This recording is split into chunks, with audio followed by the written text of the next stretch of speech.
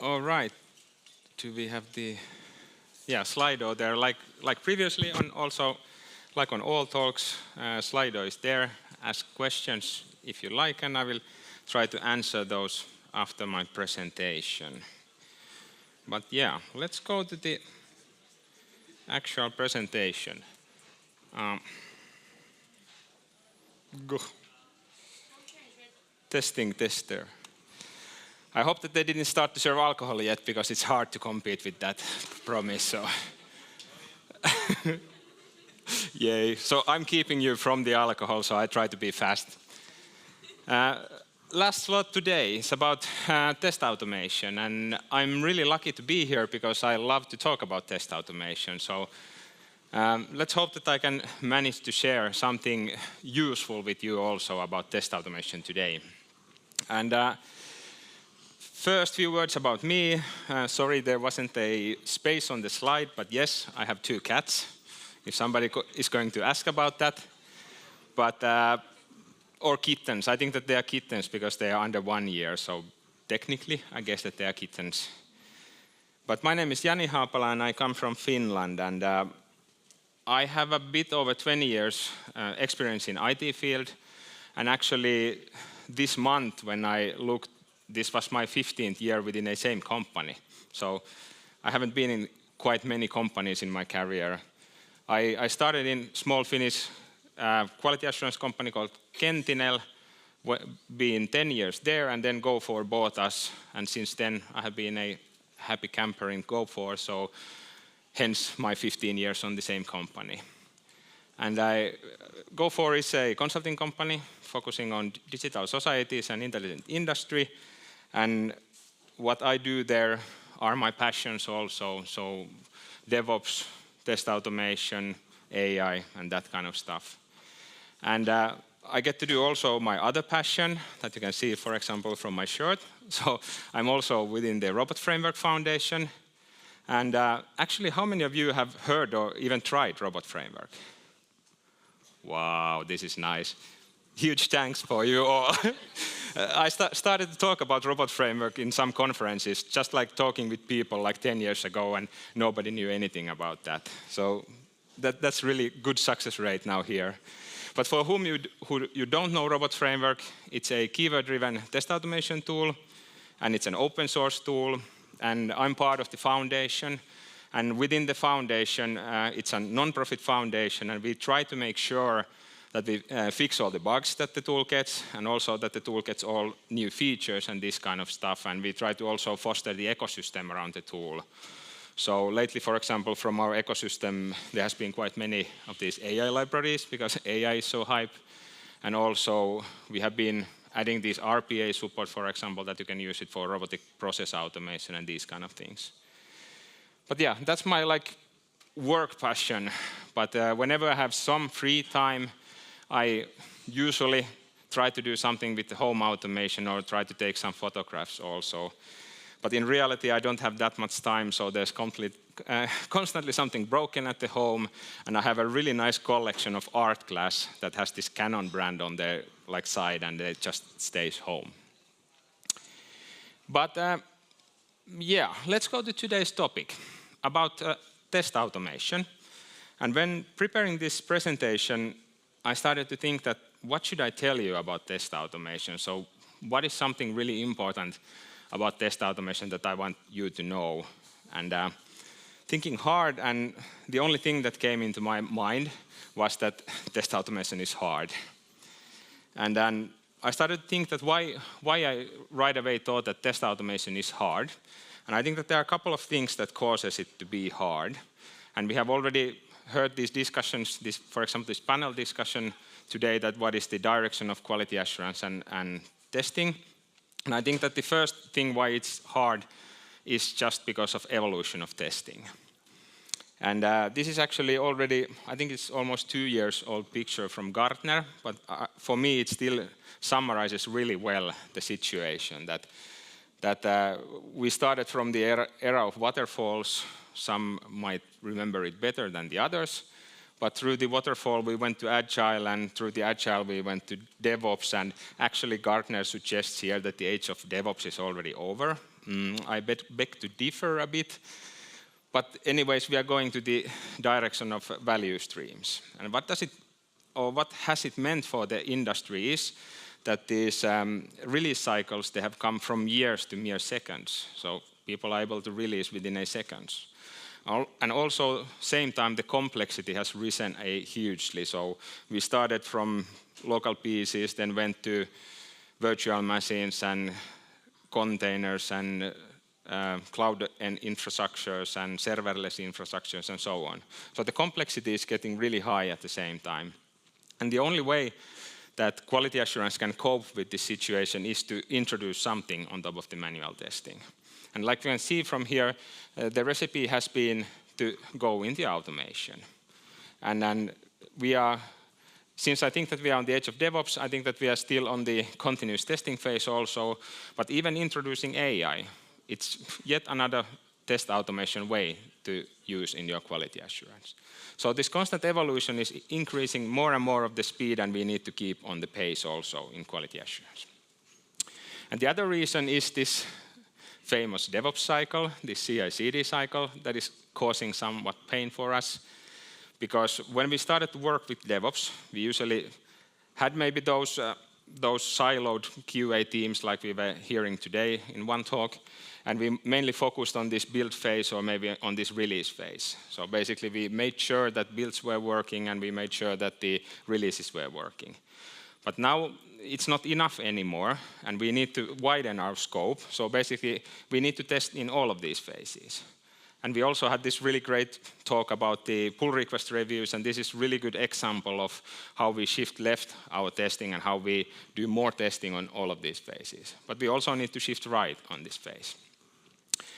And this is not even enough. Basically now, currently, it's a huge trend to start talk more about quality engineering. And that's kind of something that I also heard today quite much, that with having no QAs and that kind of things, I think that the ideas are going closer and closer to quality engineering, meaning that the team needs to own the quality.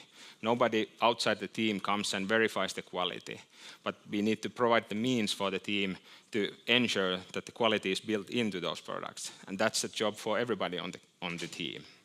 And then we need to, in quality assurance or quality engineering, we need to start to ask all kind of new questions. So we need to focus on many, many new things, like what we can build or how customer is using it and what customer actually wants, and should we even do those things. And we need to be able to also to contribute on those things. And these are basically, at least for me, the two biggest things why I feel that test automation is really hard, because all of this is something that needs to be automated. But the more I thought it, we are all quality assurance specialists here, or summer specialists, so we know quality. We know how to ensure quality. So maybe it's not the actual testing part that is hard here. So maybe it's the automation part that is hard on test automation. And why do I think this? Is that basically test automation is a software. So whenever we are using test automation on anything, we need to become a software developers also. So we need to do all the same things that the developers are doing for the product that we are testing. And we all know what the software is like when the developers are doing it.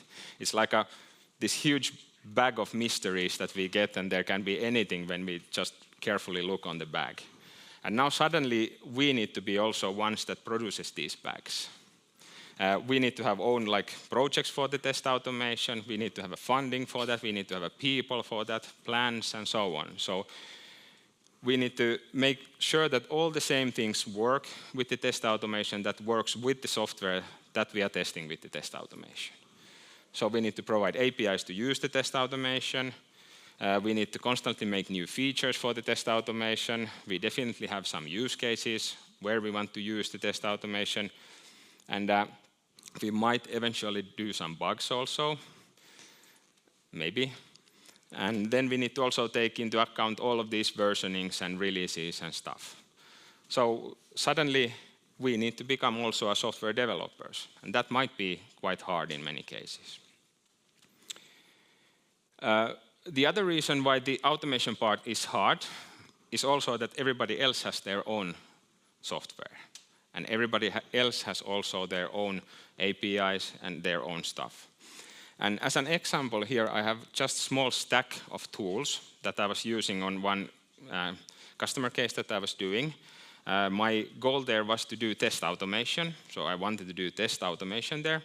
And yeah, I selected robot framework. And I wanted to do those robot framework test cases to run the test automation. And I wanted to focus on the test automation. But the reality actually was that I needed to focus on all of these. So in order to run the test cases, I needed to have a container to run the robot. And in order to run the container, I needed to have a Kubernetes to run the container as a pod. And in order to run the CI/CD, I needed to have a Jenkins, and you can guess the rest of the tools also. And you can imagine that each of these tools have constantly new versions coming. Each of these tools are having bugs, and each of these tools are changing how to use these tools. So it actually becomes a huge task to create this mere like a test automation only. Because you need to take into account this whole stack and need to be constantly aware that what happens on this stack. And basically these are some of the reasons for me that why I feel that automation is really hard, especially when my backgrounds are not on the development side. But again, I started to think that maybe that either isn't the message that I want to tell you today, that automation is hard. Because at least for me, I have usually this saying that if it would be easy, it wouldn't be fun. So if it's hard, it's fun for me. So then I started to think that, hey, maybe automation is fun. And for me, it is fun, but for many that I know, it's really painful to do the automation. And I started to think that how can it be so, because it's so fun for me. And I realized that we were many years doing test automation solutions with my colleague, and we were actually collecting these anti-patterns, these usual things that can go wrong when doing test automation. And we were constantly always kind of trying to explain for the teams using the test automation, that how to use and how to make good test automation. And then one time I made a joke for my colleague that I should come up some kind of 10 commandments for the test automation, because we are always preaching the joy of test automation for the teams. And my colleague was just like, yeah, you should do that.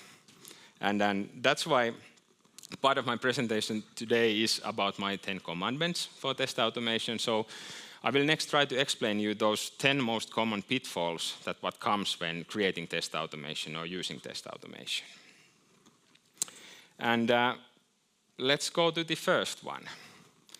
So you are a test automation developer, and you are developing some new features for the test automation. And when your code is ready, you set it running somewhere, but then you realize that some environment wasn't just ready, or you need to just trigger the CI/CD pipeline, or just clean some environment or initialize some environment, or these kind of things. So you have made really good automation, but still some parts of missing there. And the problem is that you still need to do things manually. I quite often say people doing test automation that I don't consider test automation as an automation if you need a person to trigger those test automation. Otherwise, it's just a tool for manual tester. So that's why my first commandment is that thou shalt automate everything. And I mean that you need to constantly focus on the flows, that where you can find some things that are not automated and try to automate it. But the caveat here is that I usually say that wait until you see that same thing happening for a third time. Because if it happens once, it might be coincidence. If it happens 2 times, still coincidence. But when it happens third time, it's guaranteed that you need to run it for 4th and 5th and 6th and 7th time. So then it's a really good candidate for automating. But the aim, like in the DevOps also, is that you should automate everything. And the second anti-pattern is that you have some CI/CD system, for example. You are running the test automation on the CI/CD, and you are switching to another CI/CD tool or for some reason you have two CI/CD tools and the same exact tests works on one CI/CD and doesn't work in the another one. Or you might have like different environments. You might have some virtual machine environments and some cloud environments, and exact same test cases works on one but not on the other one. And this is really frustrating because the problem is usually really hard to find. You can run the test automation on your own machine, works fine, works on my machine, but then it doesn't just work on one specific case. And this is slow to debug and really hard to find, so obviously anti-pattern, and my commandment for this is that thou shalt not keep multiple tool chains. So basically, if you are migrating, for example, from Jenkins to GitHub, do the migration. Get rid of the Jenkins. Don't keep two tools there to do the same thing. Or if you have two tools for test automation in the system level, for example, Robot Framework or Playwright or these kind of things, choose one. Because you constantly need to divide your cognitive or mental capacity for different tools. You need to keep track of the changes of the tool, updates of the tool, and configurations of the tool. So you are really doing yourself a favor if you select one stack and follow that one stack constantly. Then you can focus on the really cool part of the tools and really learn how to use the tools and so on. Third anti-pattern. You have tests that are failing. You go and ask about the tests that they are failing from the developer, and you hear that the specifications has changed, or the application has changed, and you forgot to change your test code. And then the realization is just that, okay, you need to update your test code, and then they work again with the new implementation. And the problem here is that we have heard already today many times that you get kind of these test cases that are failing with the wrong reasons. And it doesn't take long when the developers are starting to say that, yeah, we always get those about 10 failing test cases. They don't even care if those are the same 10 or different 10, but roughly 10 is failing, and then it's okay for the developers. And the way how to avoid this is that thou shalt codify everything. And you might wonder now that I already had this, thou shalt automate everything, so how is this different that you codify everything? But the idea in codifying everything is that you need to treat everything as a code. For example, in the infrastructures, there was this infrastructure as code. And also for testing and specifications, there are these runnable specifications. And basically, runnable specifications are just really well-made test automation cases. And now, when you have this runnable code, you can always execute the code against the implementation, and you can even keep the test code in the same repository than the implementation, and that way you can be guaranteed that they are not going out of sync. Because when you have specifications in one system, test cases in another system, and code in the third system, it usually doesn't take even a week when they're starting to go a bit out of sync from each other. So when you're treating everything as a code, it's easy to verify the code and run the code when needed. Fourth anti-pattern. So basically, you have a new version of the tool. You have been doing test automation tool. You have the code on the repository. You might have bundled it into some kind of Docker container ready to be used for the dev teams. But it never ends up there. You still need to go to those developer systems to run, for example, some CI/CD pipelines, or manually to the environments to configure to use the new version of the container, or use some new configuration of the container, or some specification for the testing. And again, here is the problem that you do work that doesn't automatically end up to any environments for the real use. And the commandment here is that you should honor this. We were joking with my colleague also. We call it zero clicks or no-op practices. So basically, also when doing test automation or developing test automation, you should make sure that all the operations and ops tasks are automated behind of it. For this, there are really good methods like GitOps, for example. You just push the code in the Git repository and then it hooks the CI/CD to run the code and creates all the containers, environments, deploys everything and so on. But you need to do this exact same thing for the test automation also. It's not just enough to make the features for the test automation and have them available for the users that are going to use your test automation. Because then you are spending more and more time maintaining your solutions and doing the ops work, and sooner than you realize, you are doing already half of your time just these standard ops tasks in your work. Next one, fifth one, is that somebody comes to you and asks you about some new feature that they want to have in the test automation code, and you go and look the test automation code and you actually realize that it's a huge mess, huge spaghetti code, and you really can't easily add that feature into your code. But same time when you look the code, you find that there are like 2, 3, 4 similar kind of named functions that might do the trick that the developer or the team wants to have. And the only thing that you can do is to offer that, can you please try to run these functions there and see that does it do the trick that you want it to do. And the problem here is that you get lots of code in the test automation repository. People creating test automation, they mean well when they think about use cases and they implement the code ready there to be usable when somebody needs it.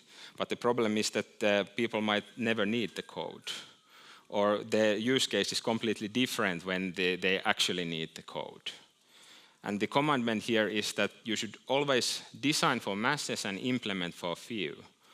So it's a really virtue to think about those use cases and create your code like architecture so that it supports new features when those features are needed. But if you go and add those features without nobody needing those, you are creating huge amount of code that needs maintenance, needs testing, and also needs updating. And it makes your test automation solution really like hard to change.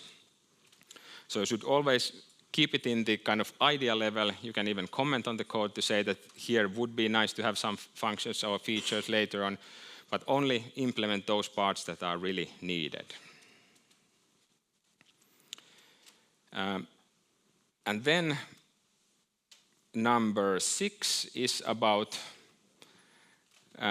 we kind of heard something similar already here today. So you come to work, your task is to run test automation, you click it running, and then you go and read some newspapers and then go for a lunch, and after lunch you have a cup of coffee, and then after coffee you maybe talk with some colleague to something, and then you come back to your workstation and see that the tests just failed. And then you are starting to look those and like, what's happening here, and trying to debug that what actually happened during that 2 hours.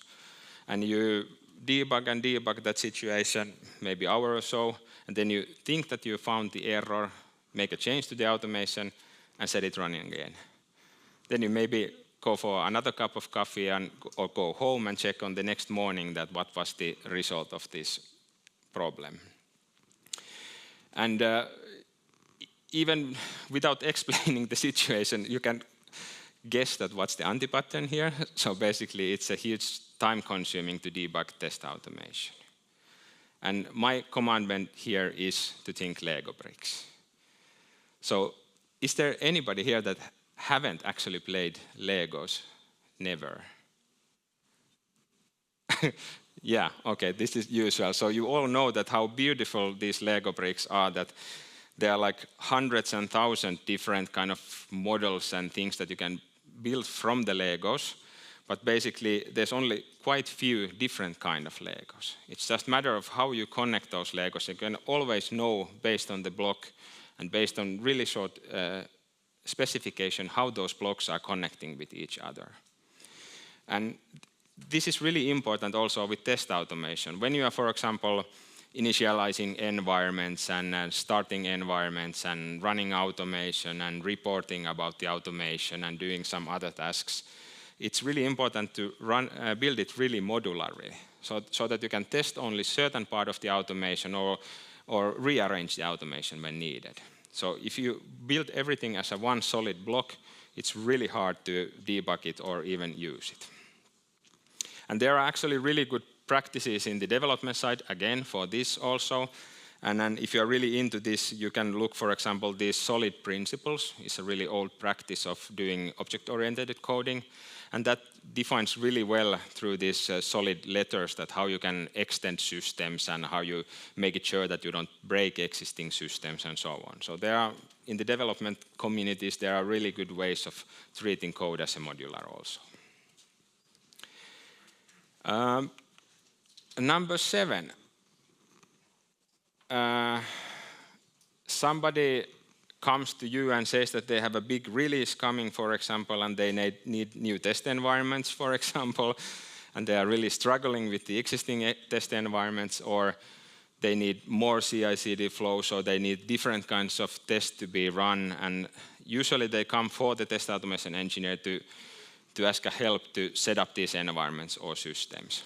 And again, the anti-pattern here is that you can really easily become a bottleneck for many teams if you are like trying to serve many teams as a one test automation developer, or being the only person that understands something about the test environments. And the commandment here is that thou shalt offer self-service solutions. So within the test automation also, it's really important to build those so that the people who are using the test automation, they also can use it by themselves. So for example, if you have cloud-based test environments, make them some way to create more environments. Make them way to create more virtual environments on the cloud. Or if they are using some Dockerized environment and they need some changes for the test environment, make them ways for themselves to change the containers and create new containers. So that it doesn't always require your help to make them do their own work. So always you should think about ways of how you can also help the teams to do basically everything by themselves. You are just enable, you shouldn't be part of the process that they are doing. Number 8. How many has done this? Be courage, be brave, just say. You have a test automation, you test some environment, and then you have many environments, and your test automation is really hard because it needs to use some API tokens, so passwords and passwords and usernames. So how many have put those in the test automation repositories? Quite few hands. That's really cool. I think that this is something that used to be earlier a bigger problem because people were not treating test environments in such of care than the other environments. But just for the credentials in the repository, it's not 10, 15, or even 100 times that somebody has forgot some of those test credentials in the production. And then you are like having those in a plain text in the repository.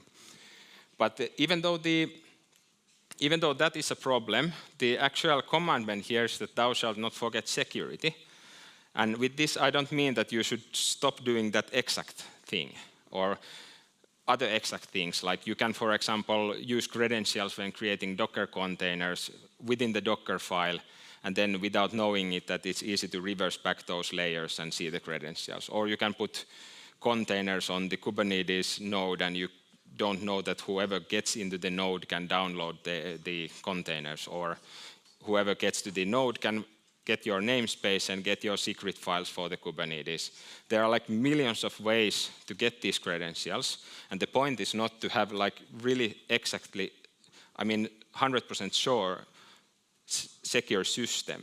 But the idea here is that you should constantly think these security threats. And you should always stop for a moment and see that is there any way that somebody could exploit this. I have heard that just like this, using these basic things like when you are parking car on the street, you are locking doors, you are making sure that it's in a well-lit place, and you are making sure that it's not on the bad district. So just making sure of these basic things, you can usually avoid 90% of the security breaches. So you don't need to pressure yourself that you need to know every exact security detail, but just make sure that you do the basics, and then you are quite well already secured.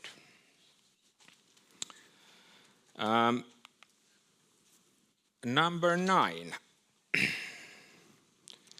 So basically, again, somebody comes to you and asks you to add the new feature, and maybe your code is not that much spaghetti now, so you have it in a better shape, and then it's some kind of a new corner case or something that they want to have a use case in the test automation, and you find the correct if statement or this switch case, and you just add few new conditions there to test new things.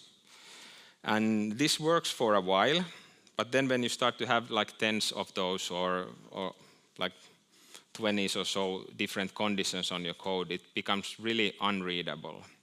And the problem here is that for each case you introduce more cyclomatic complexity on your code. So it becomes harder and harder for people to understand and that what the code is actually doing when you are running the code. And it doesn't actually need to have more than 10 statements or even less than 10 statements for the code to become so unreadable that you need to like really debug one by one the code and see that, okay, it chooses this way and that way. And the commandment here is that thou shalt create railroad code. And again, this railroad code is a term with my colleague when we were joking about these things, and we were saying that, hey, let's call it a railroad code. And the idea in railroad code is that you need to try to get rid of all of these ifs and elses and switch cases from the code. Make the code just run like a train is running on the railroad. Even though it's not possible totally, but there are really easy ways to make it more like deterministic, the code. You can, for example, do a certain kind of initialization in the beginning of the code, so you set variables and things on place rather than checking those throughout the code. Or you can, for example, have dynamic function calls, so you always call the same function, but the function name just changes based on the function. Or you can have these kind of methods that you make a class, for example, for vehicle, and then depending on your test case, the vehicle can be like car or airplane or horse carriage. But all the classes are having this function open door. So in the plane case, it opens the door differently, but for example, in the horse carriage, the function is empty because there's no doors there. But still, when your code is executing, it's always executing the same way and logically doing the same steps on the code. So this is really much helping also for the readability on the code and understandability. So I urge you to always think that how can I make my code like simpler and easier to read? Because this, for me, at least without being a developer, the cyclomatic complexity is one of the biggest enemy for me to really understand that what I'm coding currently there. Last commandment. I don't know how many have seen this, but usually you have a repository for your test automation code, and you start to have this all kind of weird tools there. You might have this tool and tool new and new and new, and then you have this tool release Android or tool test iPhone or test certain release number and so on and so on. And soon you'll be having quite many test automation tools doing exactly or almost exactly the same thing there. And nobody actually anymore knows that which one is the tool to be used and which one is the most recent, and then which one of these should be used, or can we even cut anything from these. And the last commandment here is that thou shalt automate once and execute often. So whenever you take the time and effort to automate something, you should on that point already have a hunch that would it be, or is it going to be used a lot when you create it?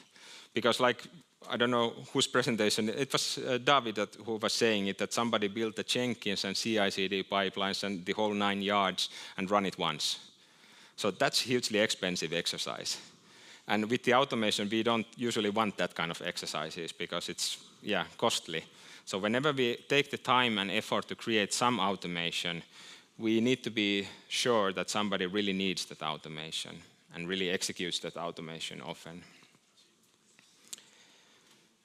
Yeah, those were the 10 commandments, and I feel that with these 10 commandments, at least for me, being enabler team, offering test automation for the development teams, it has been really fun.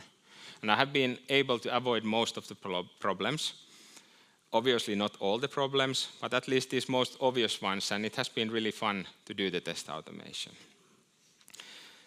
But if I go back to the original question, so if test automation wasn't the problem or that is hard, or the problem wasn't that the automation is hard, or the real message wasn't that the automation is fun, so what is then the message that I want to tell you today?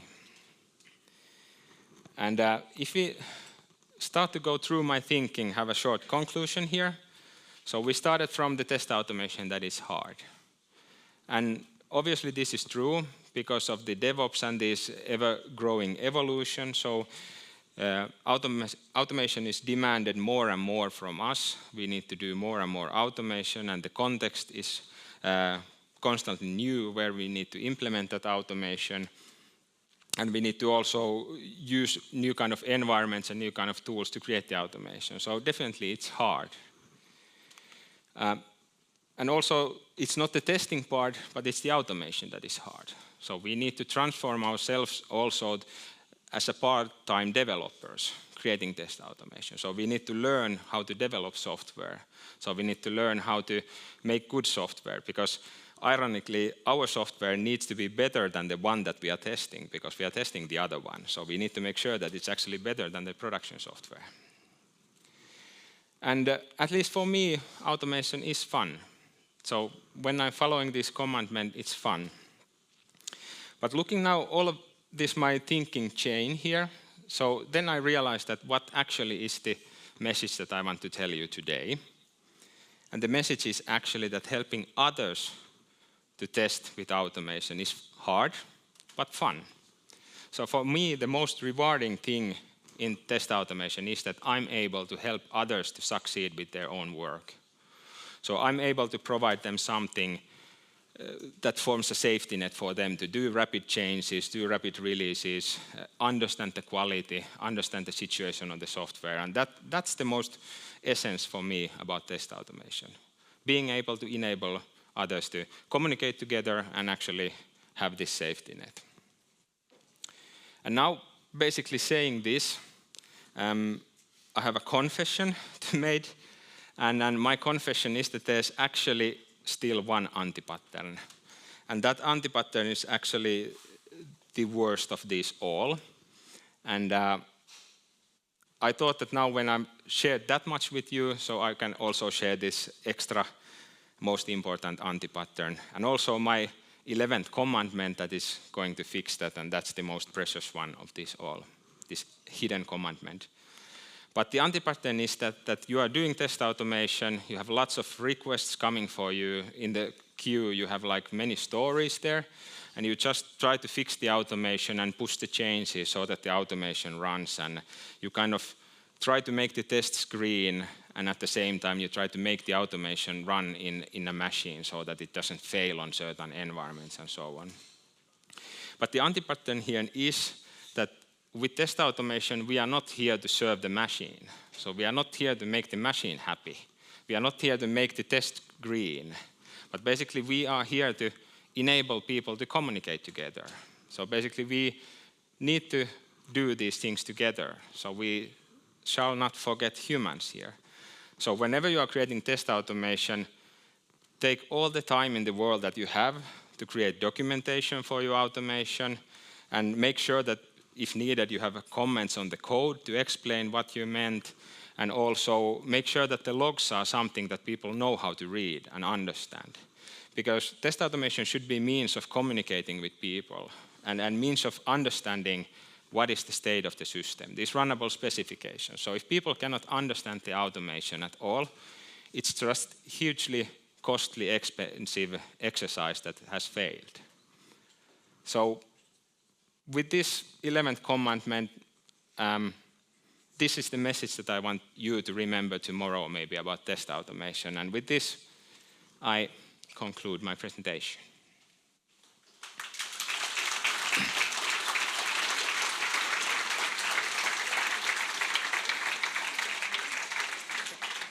And I think that we can go to the Slido if I just...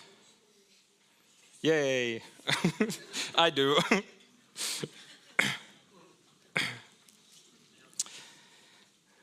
Which of the commandments do you think is the hardest to keep in the long run, and why? I think that at least for me, because I don't have developer background, everything that goes for the coding practices.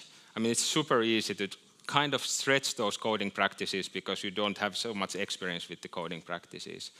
So, and it usually takes a huge amount of time to really understand why code needs to be changed in a certain way. It might feel that somebody is just picky on the code, like complaining certain things, but then when you do a lot and lot that, you really understand why people want to have those changes. And I actually have a saying that in coding, there's only one hard thing. There's nothing hard but one thing in coding, and that's naming.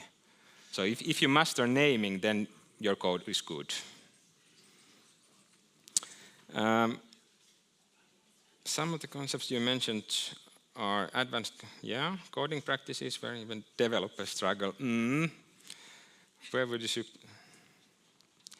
if you're a fresh automation tester, I mean, the ideal way would definitely be to have a coder sitting next to you, have a developer there explaining you how to use coding languages. Some kind of, and if you don't have this experienced developer, then experienced soft automation developer, and like do collaboration. Always communication and collaboration. With that, you can get like really good results. You can of course look some like YouTube, Udemy, nowadays they have good courses on how to do good code, for example, but having a people explaining why some things need to be in some way, that's like precious. Do you use any AI app? I have VS Code, so Copilot, obviously.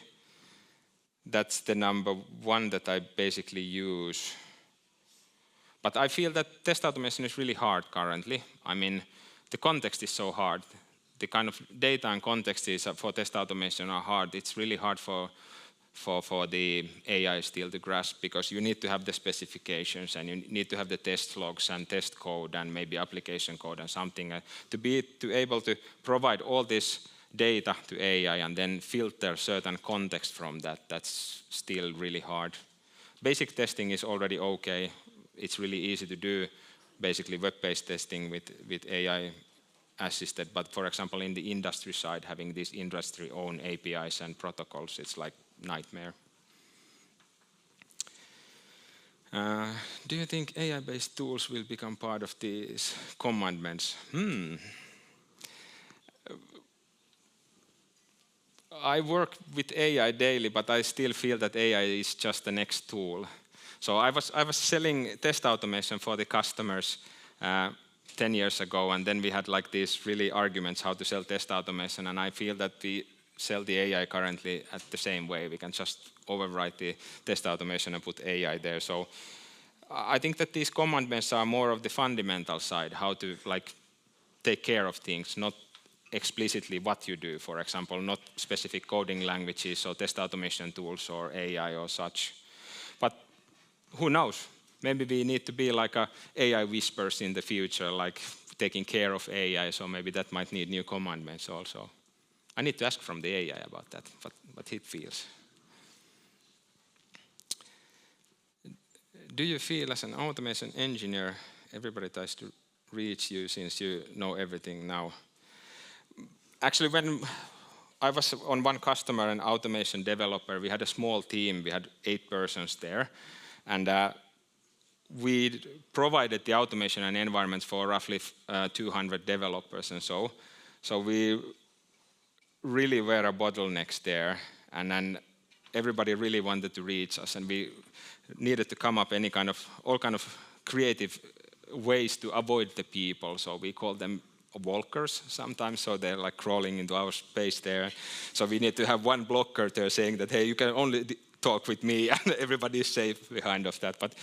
But this is like a really central role, I feel. You really fastly become a really like a important part of everybody's work. And that's why there was this self-service stuff and more other stuff, because you need to try to make you self-obsolete constantly, because if you don't do that, you become like an integral part of this development work. From your experience, can you give us an example of self-service solution implementation?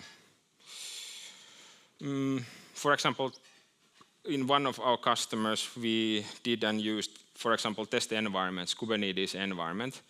There was this implementation, we called it KaaS, so basically Kubernetes as a service. So it's just a simple UI to build these Kubernetes environments for the teams themselves. Or we, in the test automation side, we made ready-made CI/CD pipelines for the teams to, if they change something on the test automation code, they could test their own PRs themselves. So that's also kind of a self-service solution. So there are many different ways of enabling the people to do the work themselves when they need it, rather than always needing to ask help from you.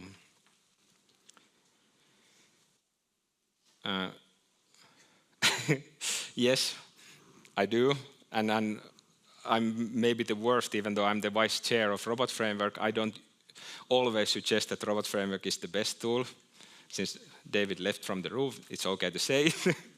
But I think that there's a place for all the tools. Robot Framework does many things really well, but then, for example, Playwright does also many things really well. So it depends on the team structure and on the kind of level of doing on the team, that which one is the best tool. What do you do to avoid many switches in codes?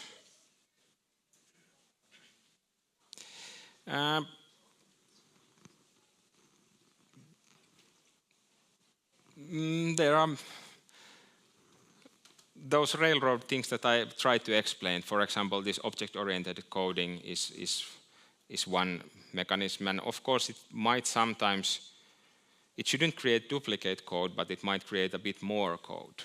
But always, it doesn't mean to have more code that it's not that understandable. Sometimes having a bit more code might mean that the code is actually more understandable. So it's something, it's not a virtue to try to do it with as less code as possible. Sometimes you hurt the readability having like too compact functions and all.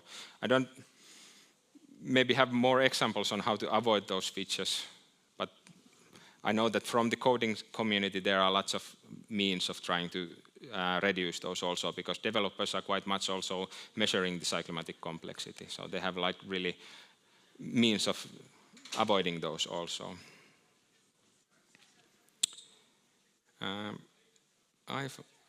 I found out that the most senior developer and automation engineer. That's a good motto. I don't remember now who was saying, it was one of these gurus on the coding field. Was it not Kent Beck, or who was it saying that make it work, make it right, make it fast. And this is like a really guiding always, that you need to first make it so that it works, and then make it really really right, and then make it fast. So I think that this motto is really good, because the readability is an issue. Communication is always an issue. People don't know how to talk with each other, and we can then know that it's not going to happen through code really easily if people don't know even how to talk with each other so that they understand each other. But code is then just English. Sounds like an AI code. I'm not sure about it. Having documentation versus easy to read code. Like I said, it should be a runnable specification. Everything should be code. So obviously I prefer this easy to read code. But yeah, I prefer that, because you can always execute the code. You can easily test code, and you can use code to test something others. So I prefer that. Yeah.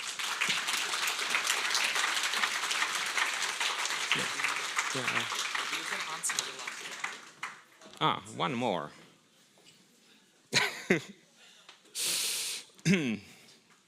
Is this one that I don't need to answer?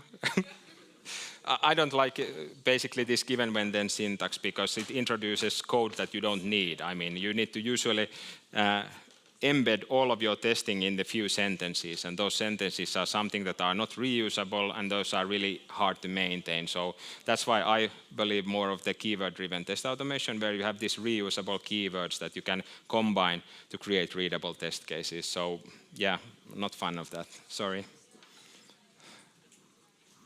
Thank you very much, Jani.